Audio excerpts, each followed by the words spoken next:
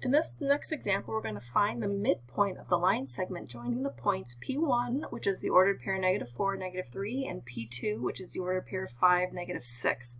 Now remember, the midpoint is an ordered pair, so to find that midpoint, you're going to add the x-coordinates, then divide by 2, and add the y-coordinates and divide by 2. So you're going to average the x-coordinates, which in this case is -4 plus 5, and divide by 2. And then you're going to average the y-coordinate, which is -3 plus -6, and divide that by 2. So for the x-coordinates, I'm going to get 1 divided by 2, and I'm just going to leave that as a fraction. No need to convert that to a decimal. Fractions are fine. And then for the y-coordinate, -3 plus -6 is -9 divided by 2. And again, I can leave that improper. There's no need to convert that to its mixed form. You might need its mixed form if you actually wanted to plot it, but for a final answer, this is totally fine. All right, for our next example, find the difference quotient of f of x is equal to -2x squared plus x plus 1. And then they have a reminder right here about what the difference quotient actually is. All right, so we're going to find f of x plus h minus f of x in the numerator, all divided by h. So first we're going to find f of x plus h, which means in the original function, everywhere I see x, I'm going to substitute an x plus h. Okay, so I'm just going to plop in a bunch of x plus h's everywhere I see x. And then I'm going to subtract the original function. Now you have to be careful to have a set of parentheses here because you have to subtract all of the terms. And we're going to end up distributing that subtraction through on our next step. All divided by h. Don't forget that part.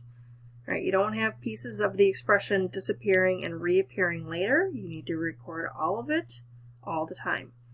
All right, so we're going to expand this part out. So x plus h squared is going to give me x squared plus 2xh plus h squared. And then right here, this x plus h term, I don't need those parentheses, so I'm just going to go ahead and drop it so I can kind of see my like terms a little bit better. And then for this second expression, the f of x that I'm subtracting, distribute this subtraction through. So we're going to get plus 2x squared minus x minus 1. And then again, all of this is over h. Don't forget that part. Now finally, I'm going to distribute this -2 through.